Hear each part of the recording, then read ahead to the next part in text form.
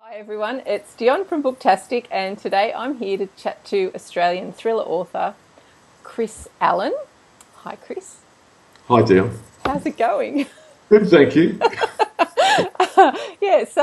Chris actually lives in my hometown of Sydney, and I met Chris at the Sydney Writers' Festival the first time. We were actually speaking on a panel together, and I don't know, it's been how long? 2 years since that panel. I think so. That's right. Yeah, yeah. And I think a lot's happened in that 2 years. So you've actually just brought out your third book in the Intrepid thriller series. Yeah. Would you like to tell us where that all began? Number three or the The whole series? series, yeah. Where did you? Because you used to be a paratrooper, which is not a common job. You don't meet a lot of paratroopers, just hanging around, falling from the sky. Yeah, right. Um, yeah, well, I guess the a lot of the ideas came from my service days, and I joined up at 18. But for me, the writing really started before that. I grew up on the books of Ian Fleming and the Sherlock Holmes things by Arthur Conan Doyle and Frederick Forsyth, Jack Higgins. I loved them. Clive Cussler, all the classic ones. And back then, when I was a kid in the late '70s, there wasn't videos, and kids didn't just have access to watching whatever they wanted to. For us, if there were movies you liked, you had to either wait for them to come to the cinema or you had to wait for them to magically appear on the TV. And Yes. TV was free to air, no Foxtel. So for me, it was books. To get if I got interested in something, if I saw a movie and I loved it, I'd have to go and actually find a book Oh, and okay. find out more about it than you couldn't even hire a video. That's right. I remember. Carbon date. Yeah, I Yeah, remember there was never like the test pattern would come at up at a yeah, certain time, and if you yeah. got up early enough as a child, I used to. The only thing on was the Thunderbirds, and I used to hate the Thunderbirds, but there was No, nothing else to watch. the interview's over. You can't say. Oh, they just I'm got creepy. obsessed with the Thunderbirds, and with two boys now, Morgan's 5 and Rhett's 2. I've introduced them to the Thunderbirds. Our house is Thunderbird Central. Thunderbirds go. Yeah, that's it. I just found them a bit creepy. Oh no, they're great, and it's funny. I mean, I guess that's part of the whole thing, things like the Thunderbirds. I loved those as a really young little guy, still do. But that international rescue thing, Oh yes, using that as an example, that somehow resonated with me, and I thought I really like that idea that these guys can go anywhere in the world, and and they can rescue people, and yeah. that kind of stuck. Okay. And then as I got a bit older and I was, starting to get into books and Ian Fleming and the rest of them, and then I discovered the Man from U.N.C.L.E. series on Oh TV, and yes. that was sort of on reruns when I was a kid because they were from the '60s. And then that uncle thing, being the United Nations, and they were international, and again, it was like that next level, that adult level of interest in this international kind of thing, and so that stuck somewhere in my subconscious, and so eventually, years and years and years later, when I decided to write my own stories, and I was ready to, I wanted an international agency. I like the idea of the agents representing the world community, not just representing England, like Bond does, or Mm. the CIA stuff with Bourne and It's All America. I wanted it to be international. So if So it's that, international, because I know historically a lot of these shows, like the Cold War, when the Cold War was on, it was all about being US against the Soviet Union, and now it might be one country against Africa or one country against like a Middle Eastern type of country. So obviously yeah, you're not sort of pitting one country against the other. How do you do it? Who is your protagonist and who is your antagonist? yeah. Well, I'm so glad you asked that because I've really steered away from going down the kind of tried and trusted action thing of the day, which is, the terrorism thing, and there's a lot of great writers already doing it, and I Mm. And so my approach is, and I never really had that in my mind that I would do that anyway, but that's being done. It's being done well by others, and I'll leave that to them. My approach has always been dealing with the criminal kind of fraternity. So I look for themes and ideas about what's happening in the world that is affecting people that have got no way of protecting themselves. So things like in Defender, which is set, or the main part of the story set in a civil war, which I've fictionalised in Africa. Which is your first book, we should tell everyone. And Sorry. it's free at the moment, and It's, I'm here on the 29th of January, so it depends when you watch this interview. It may not be free anymore by the time you watch it, but yeah, it's got, the publishers put it out free ahead of the release of Avenger. Okay. So so that was Defender, and so I talked there about arms smuggling and corrupt governments and people exploiting smaller countries for natural resources. So very, very common themes that people are aware of that are going on all the time. yes. Almost any part of the world, And it's something you feel very helpless against. Yeah, and that's the thing, and that's what started it for me. You're reading things in the paper or online or hearing the news and think, God, how can we be letting this thing happen to people? And so that's where I get the ideas. And then Hunter, the second one, was about tracking down fugitive war criminals. Mm-hmm. So, Yes. So I sort of threw myself into that. And then Avengers about human trafficking. Oh, awesome. So again, yes. I mean, that's not human trafficking is not awesome, but I'm glad you're tackling that subject. No, I gathered that's what you meant. But look, I look for things that I get really interested in, and I start researching them, and I think, well, that's something that I'm interested in trying to raise awareness about. And I mean, they're fiction stories, so I'm not doing historical pieces and non-fiction. I'm writing fiction, but I do feel that there's a place in my genre to raise awareness about things, and so that's what I do. Yeah, that's. But as well as raising awareness, you're dealing with emotional topics that are going to engage a reader, and the reader's going to feel something. And really, that's what you want when you're reading a story. You want to feel something for the characters, for the situation. You want to be engrossed. Yeah, and I think it's important to give the protagonist, and in this case Alex Morgan, the lead agent for Intrepid, to give him something that the reader will really feel engaged with. Like he is on a very righteous quest. So, but you don't have to spell it out like that. I mean, it's adventure, it's thriller. You want people to just go with the ride, and then hopefully get a sense of what Alex he feels very strongly about, and I've created a character probably a little bit too similar to me in some cases. The basis of him is far more heroic and interesting, but like, that he feels passionate about things. He wears his heart on his sleeve a bit, and that can come out. That's nice because you're making him real. Yeah, that's right. Yeah, and I think that's taken me time. That's probably another thing that when I did Defender, it was very much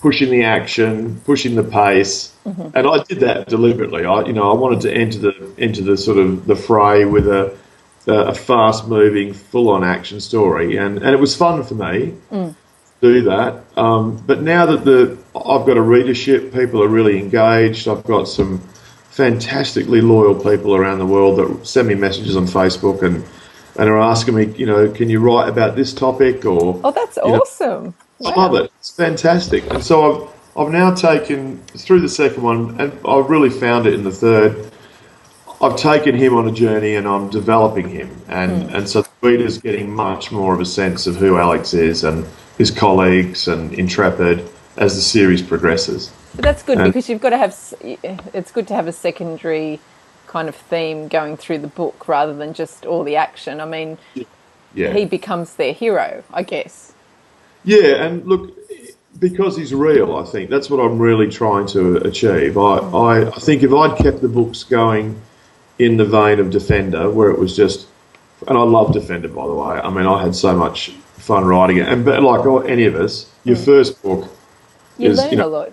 you learn a lot. That's exactly right, and you take years and years and years to get there.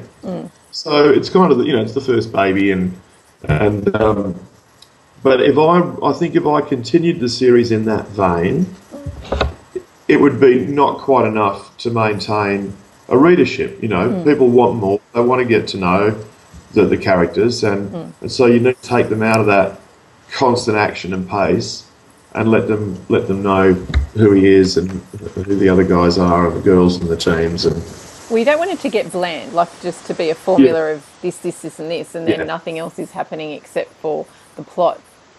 Yeah, You need, that's right. I think the character in there. Yeah, and a formula just doesn't work. I think you've got to be really well. It doesn't work. It's probably a bit hard. It does to an extent. I think you've got to keep it interesting for the reader and not treat them like here's another. Okay. Well, I also know that the character is called Alex Morgan, and your son is called Morgan. What came first, the character or the son? That's also an interesting question.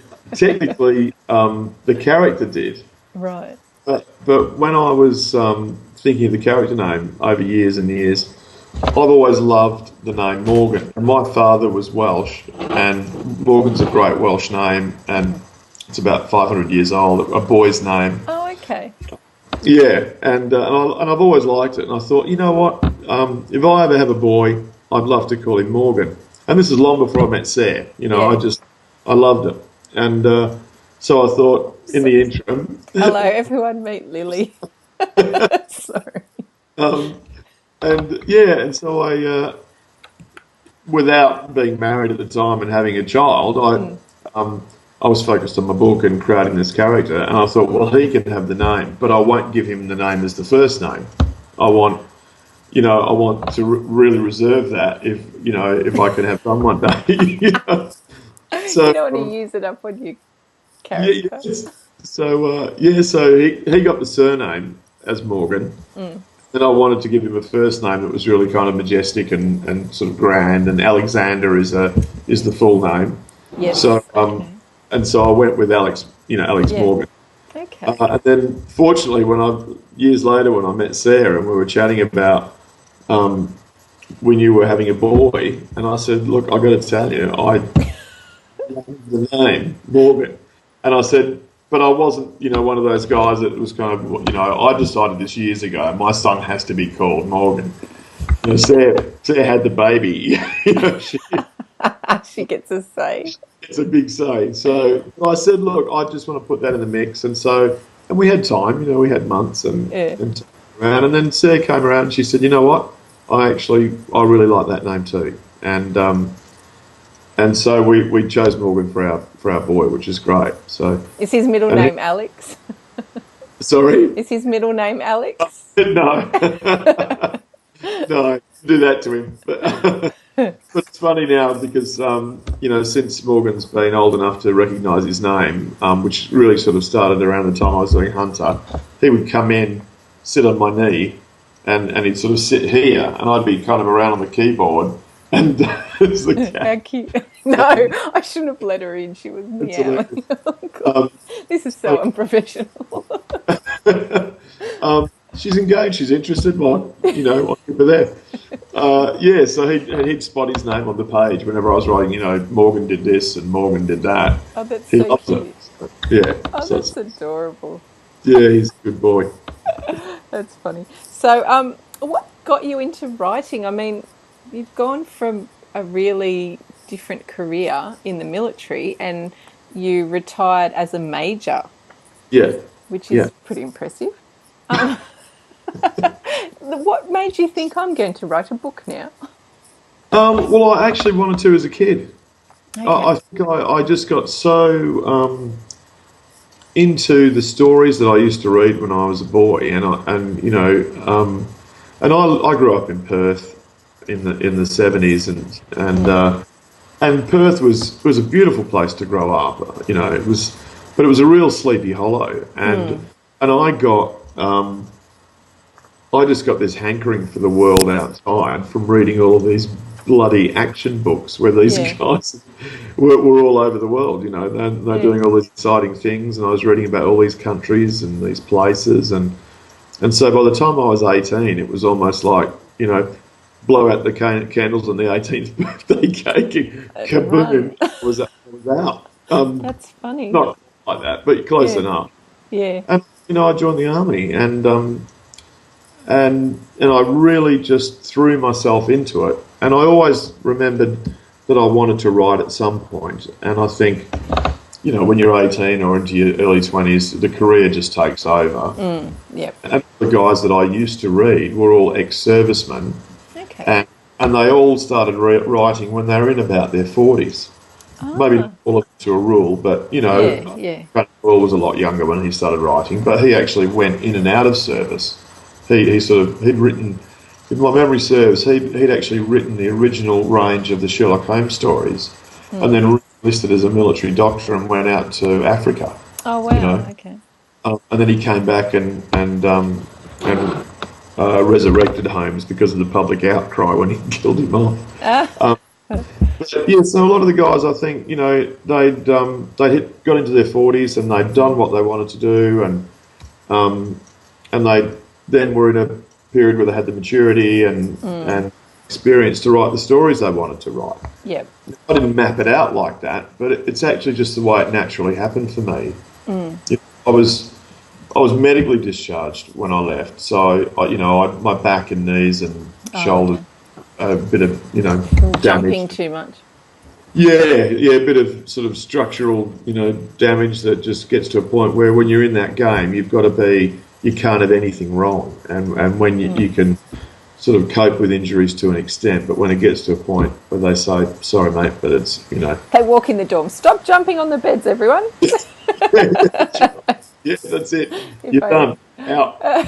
I can't imagine I just have to ask you, what's it like to jump out of a plane in the dark in strange territory? Like, oh my gosh.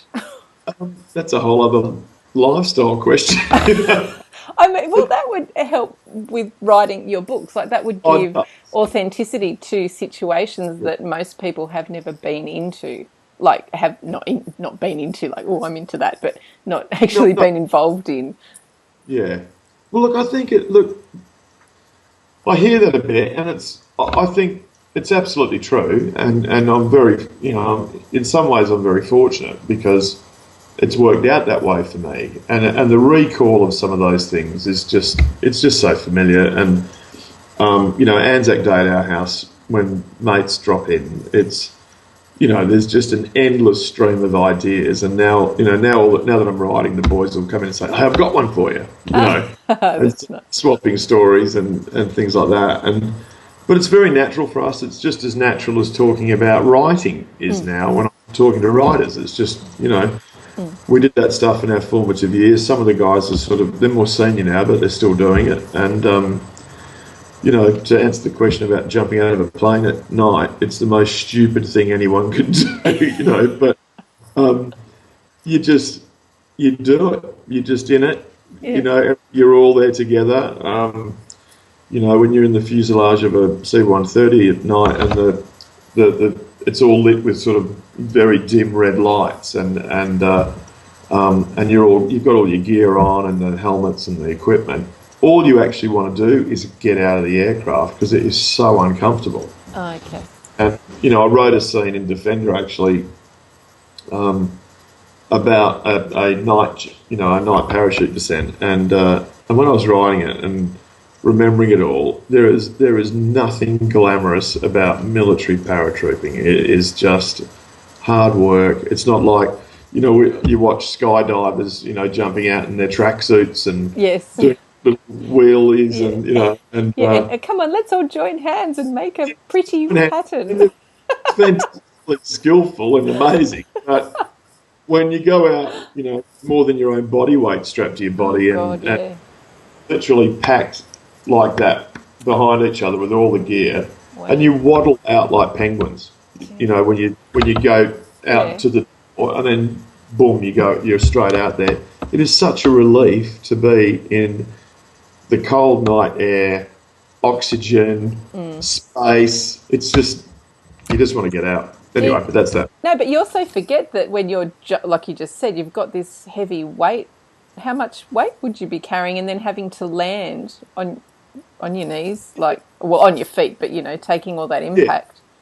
Well, it's funny, depending on what you're doing, sometimes the average guy in that environment, you're kind of anywhere between 80 to 90 kilos, fit, when you Yeah. fit young guys.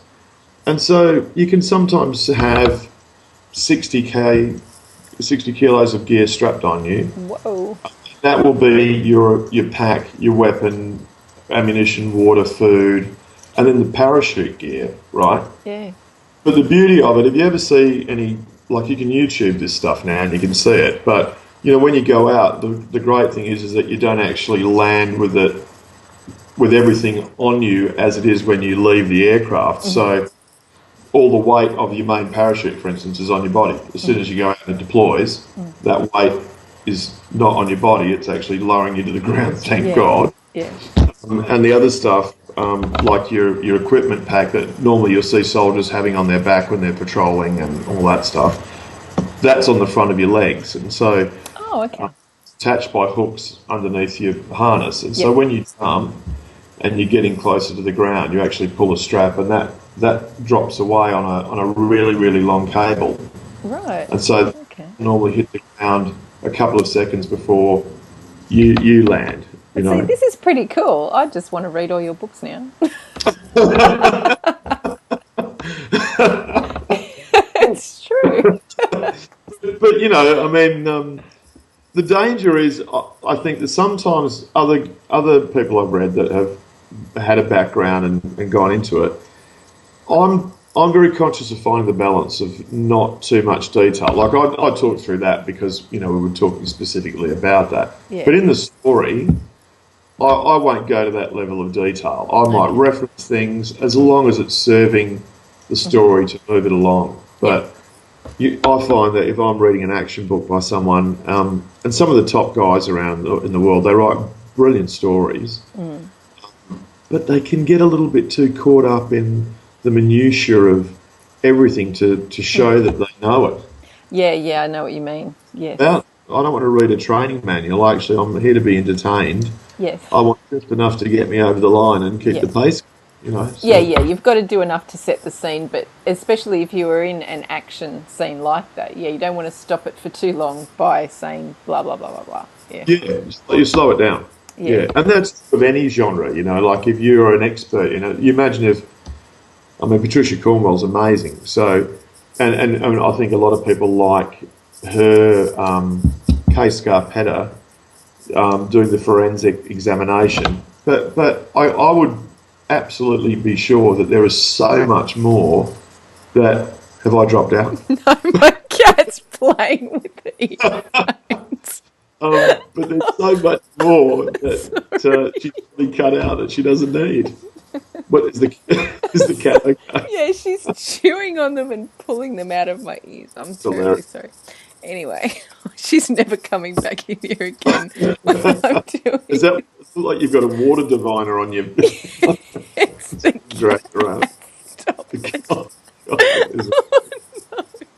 I'm going to have to kick her out. Oh, do you want to pause? Okay. That's funny. That's all right. Sorry, I'm back again after that feline interruption. Yes. So It's funny. So you started off, and I know this because of when we spoke together at the Sydney Writers' Festival, you started off as a self-published author, and now you're with Macmillan, or Pan Macmillan, but with Momentum. Yeah, that's right. And how did that happen? How did that happen? What, the self-publishing first? Well, yeah, so you went from self-publishing, and then how did the opportunity arise to... Well, it was almost like a two-pronged thing, actually. So, like so many other authors, and I would say, every other author in the history of, the human race, knockback after knockback after knockback. You just get them, and you've just got to learn to cope with that, and it's horrible. No one likes it. And so I got to the point where I thought, well, you know what, I actually have confidence in this stuff, and I don't need someone that's, being and I say this with Gatekeeper. yeah, gatekeeper. I say Yeah. this with all respect, but I think, well, you know what, I've actually put the work around to people that I respect and that are really, really critical. I said, this is actually good. This is Yeah. people will read. Yeah. So we went through this whole thing, decided, you know what, we're just gonna self-publish it. And right up until the point where Sarah and I had been researching it, predominantly Sarah, she'd been really getting online and looking at what was happening in digital publishing, and we thought, you know what, we're going to go that way. Because marketing is her thing. We should just tell Yeah, everyone. Yeah. for sure. Yeah. So my wife Sarah's a digital online strategist, marketer. You name it. There's nothing she doesn't know about doing it. So that's been an integral part of how we've taken this stuff on. It's been great. But right up until the point we were about to push the button on the self-publishing, I was offered a contract with an independent publisher. Oh, okay. And it was a great offer. I mean, it was really nice. But the more that we looked at it, and I was overjoyed, I must say. I wasn't sitting going, I'm pretty cool, and we're just going to do this anyway. I was really torn to finally get this offer of publication.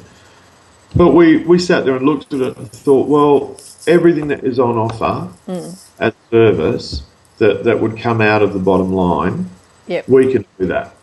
We can take care of that. So we did, and we went with it ourselves, and we, with great respect, turned down the offer and all that kind of thing.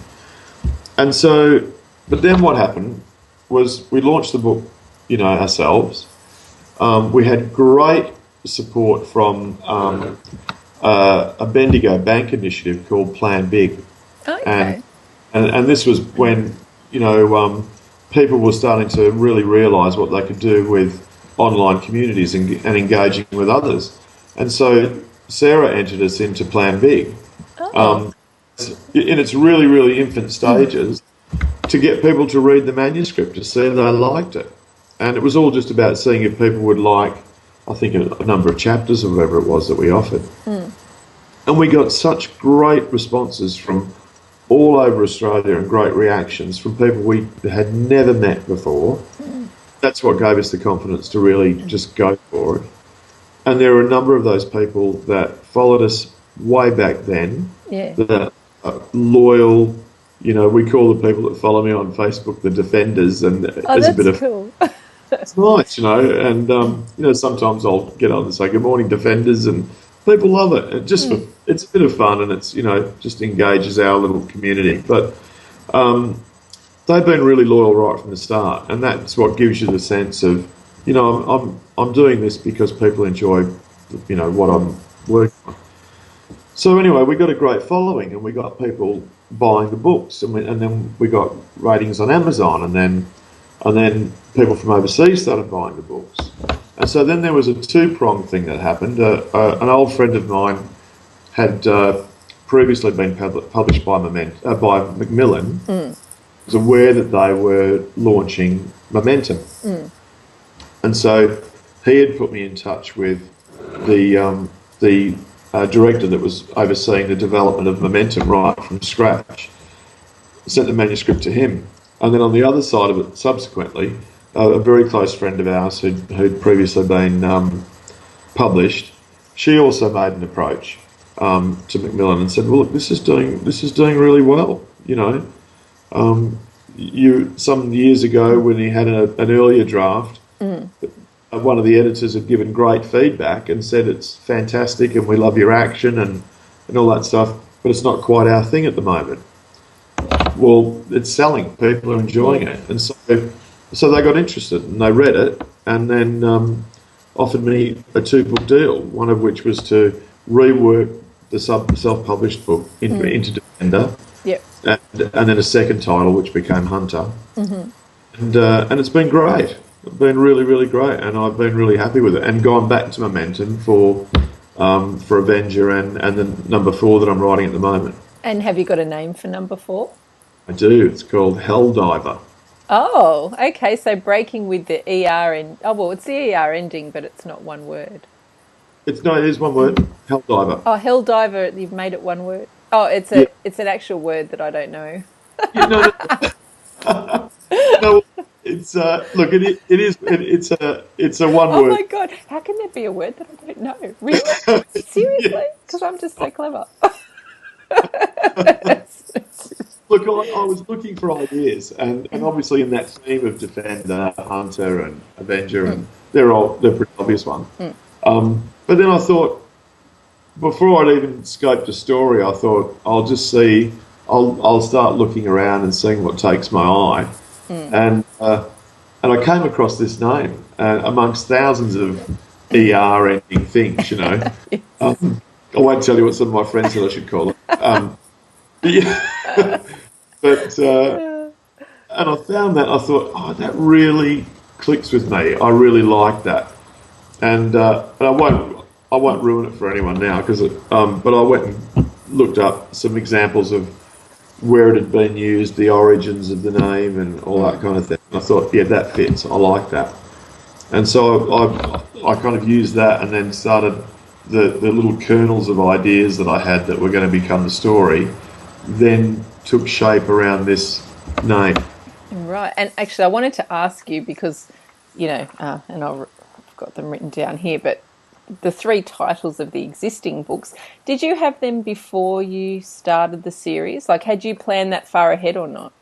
No, no. In fact, just before I don't know how many titles I went through before self-publishing Defender, and Defender, when we self-published it, was called Defender of the Faith, Oh, and okay. it was actually an old play on a thing that some of the guys used to say back in the day when we were sort of you're talking about the job and being servicemen and one of my friends used to say, well, we're defenders of the faith, mate. That's what we do, and it was a bit of a throwaway. Yeah, yeah. Like, and so that stuck, and I thought, I really like that. I'm going to use that just for us, for the guys. And so I did.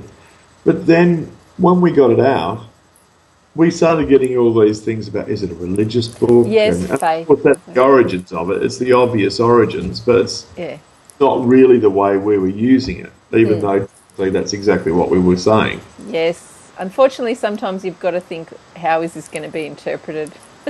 Yeah, and I honestly did not think that because it's the way that we were thinking about it. So anyway, so when we got with the publisher, we talked that over, and they said, yeah, look, we'd actually like to bring it back to Defender. In fact, when we designed our own cover, self-published version, Defender was in red, and the rest in the faith or of the faith Oh, was in yeah. black.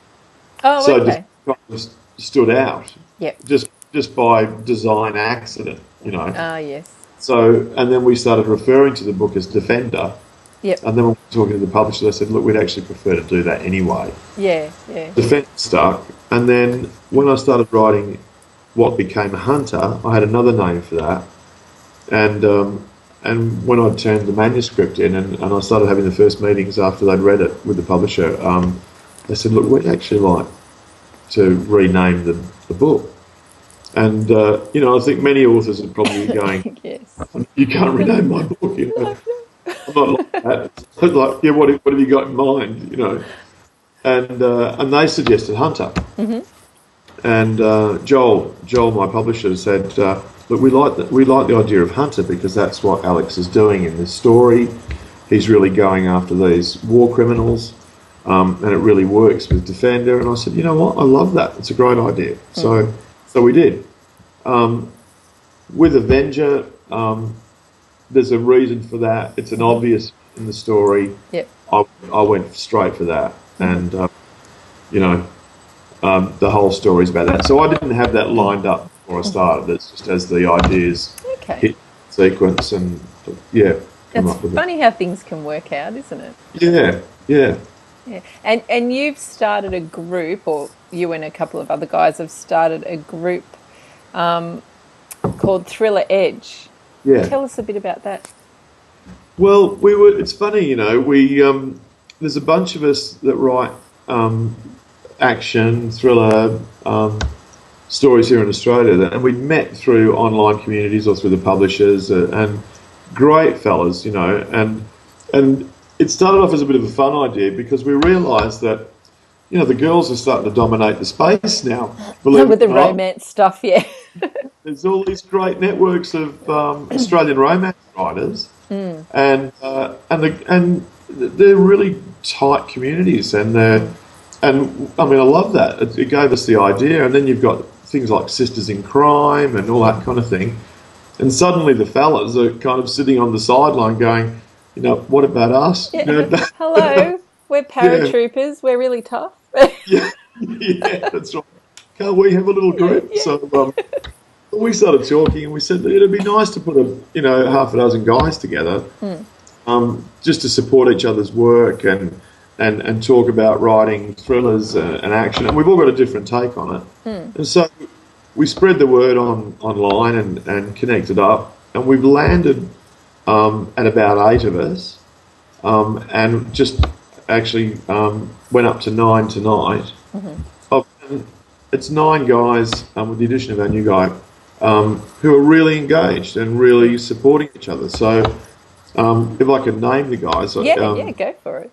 Obviously myself, there's Greg Barron, Nathan M. Ferrugia, Luke Preston, Tony Park, Steve Warland, Adrian Darge, Scott Baker, and number 9 is Steve Vincent. So that's the 9 of us. And so what we do is, we've spoken at we might be invited in groups of 3 or 4 to talk at different things, and so mainly in Sydney, Greg, myself, Scott, Steve, Tony Park have spoken at like the Sydney Writers Festival, the Hornsby Library, Book Expo that launched last year. And it's brilliant because people, rather than being one author sitting there on your own and saying, hey, read my books because I'm better than everyone else, you're not. You're sitting there with a bunch of colleagues and saying, like when I read Greg's, and in this particular scene, or, Tony does this, and you talk openly about each other's work, and you're promoting it because you actually genuinely like each other's work. Yes. And so it's good, and we love that. It is good. It works well, though, and it's funny because I've found authors are a very interesting community. They're not, well, this isn't 100%, but a lot of authors are very open to sharing their information and to helping each other. And it makes sense because we all want people to read more. And you read a book, you're looking for the next one. So there's room for everybody. Yeah, that's exactly the approach we take. It's exactly that. It's,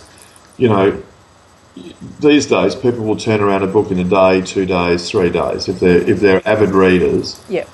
Even if you get and especially with our genre, where it's all fast reading. Oh yeah, because you do tend to read faster when it's exciting. Yeah. It's not when you're like reading Jane Austen or and you're sitting there and you take your time and you're enjoying every sentence, and without it's like bang, bang, bang, bang, bang, and so we say that to people. We say, look, we encourage everyone to read all of the guys' work, and any Australian writer's work or any other writer's work, because the last thing you want to do is say, well, Chris has just released Avenger and I got it last week and I'm done now. I read it, and it was fantastic. Of course. But the next one's not out till Christmas. Yeah, so hurry up and write. Don't read anyone else. So this is just all to take the pressure off you in between books. Is this what you're saying? Right. Yeah, that's exactly right. That's the thing. There's room for everybody. It's nice to get people reading and encouraging people to read. And so what we're hoping to do in 2015 is ramp it up now. So we've made people aware that we're around. And we're promoting Australian action writers and thriller writers. But the next stage now is we really want to try and get young guys reading. And from all the kind of informal and some formal advice we've had, young girls still read more than boys. They and girls have always done that. They've always been reading more than young guys, when they're in their teens and Yeah. so on. So we want to try and bring young guys back to reading. And so we're hoping that 2015 we'll get out to schools and we'll talk to schools and so on, and just encourage young guys to start reading and stop doing this stuff, Oh, yeah. And even writing. It's a good way to express yourself. Yeah, hopefully you can appeal to some young writers out there and get them really interested in exploring it and discovering it the way that we did. Yeah. No, I can see you guys doing well with that, because schools are looking for good speakers to come along and engage the students and get them, passionate about something or interested in something. That's it. And it's such a personal thing too, so you don't have to be, ramming some particular message down the kid's throat. It's more about you choose what you read. Yes. We're not here to say read us. We're just saying read. Because for us growing up, it was such an incredible experience, and it's been so good for us in many ways. Yeah. We want to try and get kids doing that. So I've had an email just yesterday that's from someone that's talking about getting us into schools this year. So that was good timing. Oh, wow. It's all happening today. A new member, an email. What else can we bring your way today? Because, of course, it's all Booktastik during this year. Yeah, that's right. It's the luck of Booktastik, the luck of the unicorn. I don't know, are unicorns lucky? Oh, I hope so. But anyway. So I also read that you used to be a sheriff, the Sheriff of New South Wales. Yeah. What does that entail? I've definitely been asked that question before. Because I've heard if you go broke and they come to take all your stuff away or lock you out of your house, the sheriff comes. You know what? I mean, that's probably the most unfortunate aspect of the duties of the sheriff. But look, the sheriffs existed in a bit of a quick history lesson here. The sheriffs existed in New South Wales and in the colony of Australia since 1823. Wow. And I think it was one of the King George. I can't even remember now. It's that long ago, but. He signed the Charter of Justice for Australia that created the Supreme Court, Chief Justice of the Supreme Court, and within that instrument, the Sheriff of the colony. And that was dated 1823. And so ever since that time, there's been a sheriff in continuum in New South Wales since 1823. And the unfortunate thing is that most people will only hear of the sheriff in those kinds of unfortunate circumstances.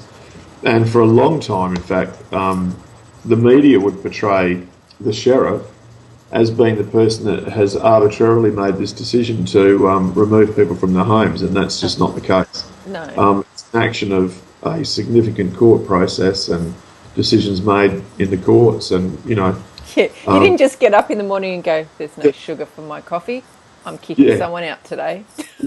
That's right. And you'd be for thinking that's the way it worked with some of the media that was happening at some stage. I can say that now, I couldn't back then. So for me, the sheriff is a law enforcement appointment, and I had, through the career, as you know, I've been in the military.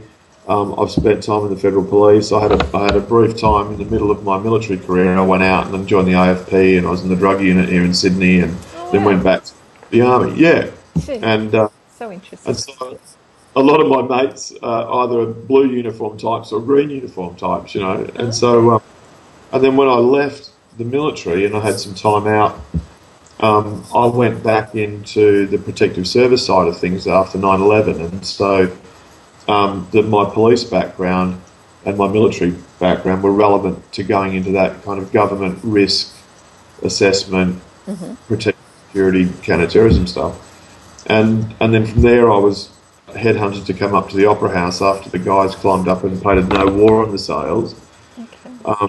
There was a major upgrade of the Opera House, and so I was approached in Canberra and asked to come up and take that on. And I was there for 4.5 years. And then at the end of that, the position of Sheriff of New South Wales was available. And I thought, wow, and I looked at it, and a former military officer had been the previous sheriff. and I was really interested in the role, the history of the role that it played today, and that's running the jury system for the state. It's protecting the judges. It's protecting the courts, civil enforcement, all sorts of things. There's a huge range of responsibilities that the sheriff has. And I thought, I want that one. It's and important. So, It sounds like a very important job. oh, it is. Yeah, I mean, I threw everything in that to get that job, and I was very fortunate to be selected and appointed. And yeah, so I was. There's only ever one actual sheriff, and the incumbent sheriff of New South Wales. But then you have, 400 staff that are sheriff's officers and clerical officers or people that run the jury service. And so you're responsible for all that. And day to day, I'll be dealing with, the chief judge, the district court, chief justice of the Supreme Court, and chief magistrate of the court. It was super interesting. Wow. Yeah, it was a good job. I won't ask the obvious question and say, do you get a badge? And I know you don't. With a pointy. You did. It was a uniform. Didn't get a star. Yeah, come in, where's my star? Why didn't I get one? Yeah, where's the horse? Yeah, yeehaw. Sorry to go there. Everyone must say that to you when you say you've been a sheriff. They must say, did you get a badge? But anyway. Yeah, I had to get, did you get a badge, or do you wear tights if they do the Robin Hood thing? The Sheriff of Nottingham, that kind of, Or you could say under my pants. Yeah, I don't say that. We call them pants. Apparently in England, is it England? If you say that you're wearing pants, they think it's hilarious because they think you mean underpants. Yeah, I think they tend to say trousers more. Yeah, they say trousers. Yeah. Are you wearing your trousers? And then in New Zealand, years ago, they used to say trow. Trow. A colloquialism, but it was trow. You wearing your trow, bro? I remember that. I was attached to the New Zealand Army for a year, and it's the first time I'd ever heard that. Me too. Yeah. This was a long time ago. But That's so funny. Trow. Yeah. Trow. Really? The pants. The pants. My pants. Oh dear. So when do you think the next book's going to be? Because you've only just released the third book. Yeah. When did that come out? What, a week ago or something? 22nd. The 22nd it came out for Australia Day. Okay, so the third book is Avenger.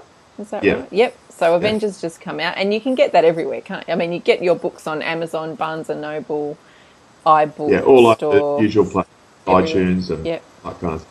Yeah. Okay. I just looked at early this evening. I think we've got. It's been like a week, and there's 8 or 9 5-star reviews up, and I'm thrilled.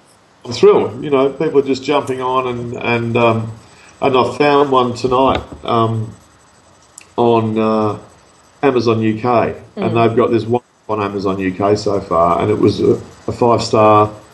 This fella's been. I've seen him review my other 2, and it's just so nice when you see a person and there's a few of them. When they start following, you think, wow, it's really resonating and they're really enjoying it. I love that. Sometimes you feel like you could just, can I call that person and say, thank you so much. I'm really glad that you're enjoying my books. But you can't, obviously. Well, you can say it on the Booktastik thing, and then hopefully they'll see it.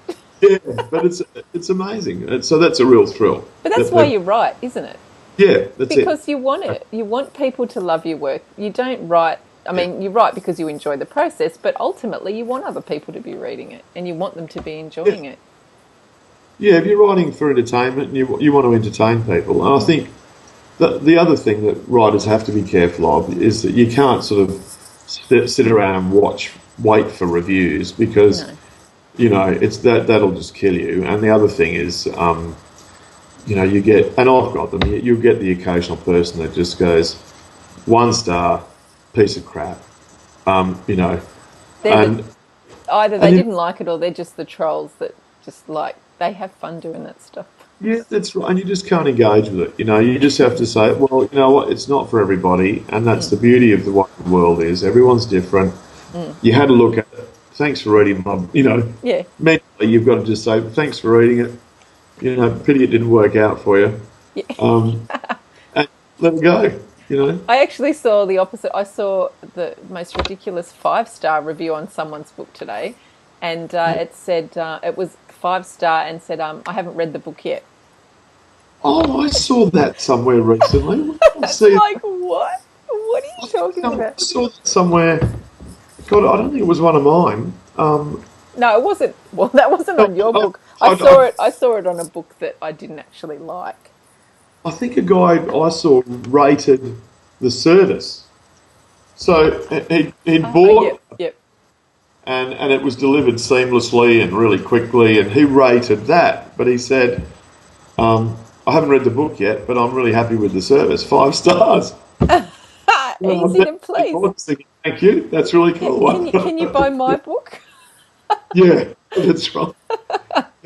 Go and buy everyone's book Yeah, and rate the delivery. But that's what it's cool. I mean, that's what people do. It's yeah. just they want to have a way of saying, I was actually pleased with the way that I received the book. But that's nice because the other day I ordered something online and Australia Post did a really bad job of delivering it. They actually didn't even bother to find my house. They actually delivered it to a neighbour's house and left it on just inside their front gate. So they didn't even walk it to their front door. They left it. It was an No, electronics item, and they left it sitting in the sun. I of no. course complained. I had to go looking for my thing. I was knocking on people's doors, going, "Have you had a package delivered?" And then I saw it in their thing, and I went, "That's my package." You're kidding. That's unbelievable. I know, they're so friggin' lazy. They can't even walk to the front door and knock on the door and see if someone's home at the other house.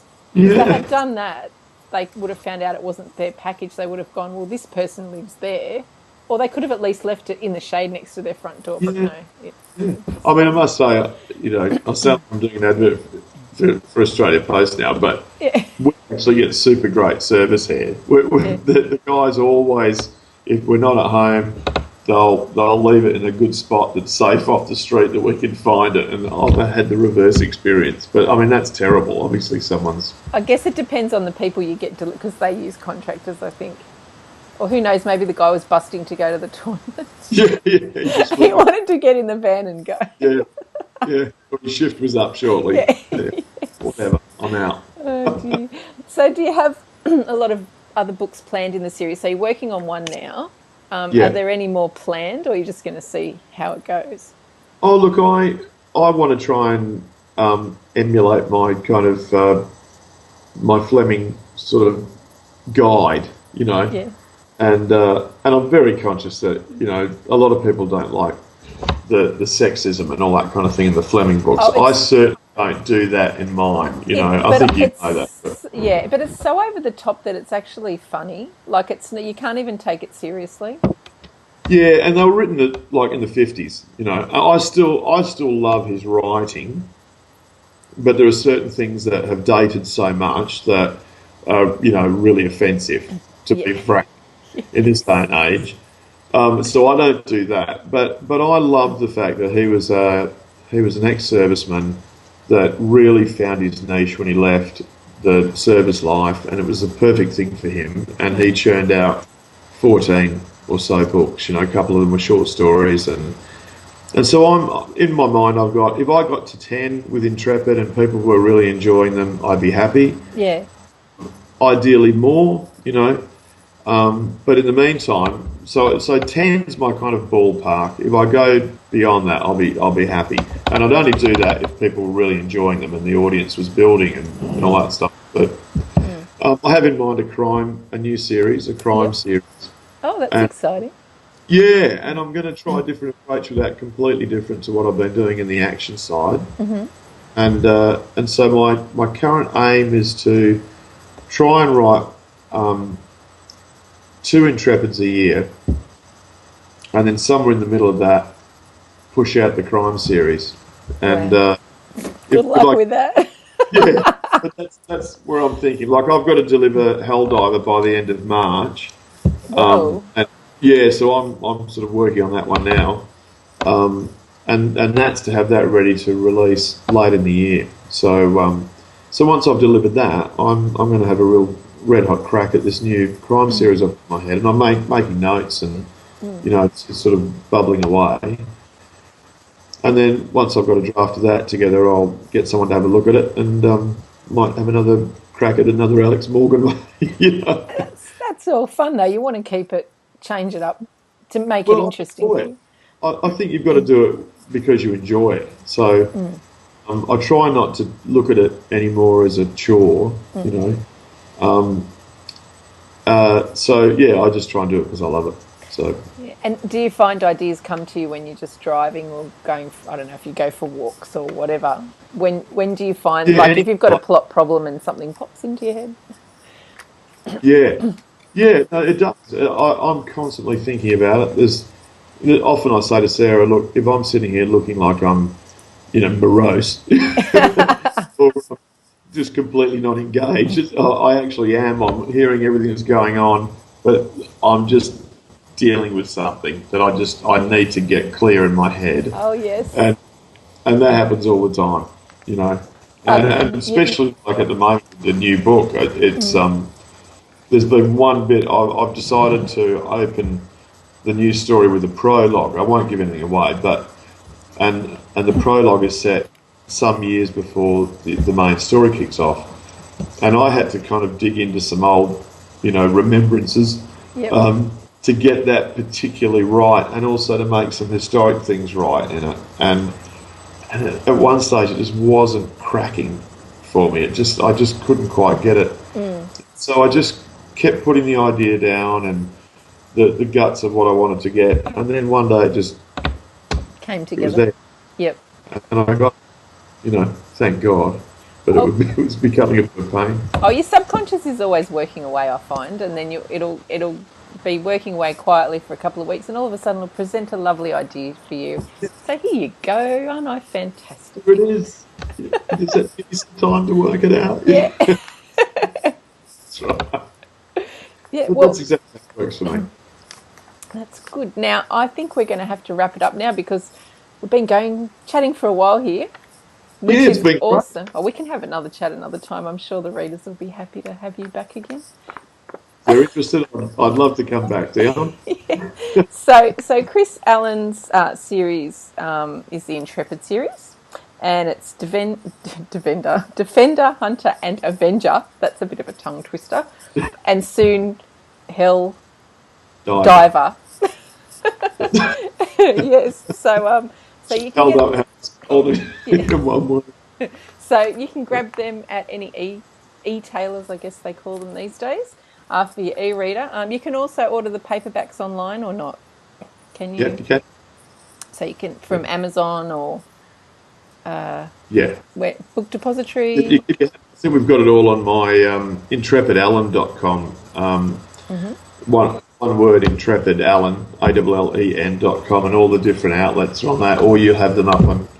I'll send them through to you if Yes, I'll put all the links up on the website for everything as well. Yeah, so right. there'll be a bit of blurb to go with this video.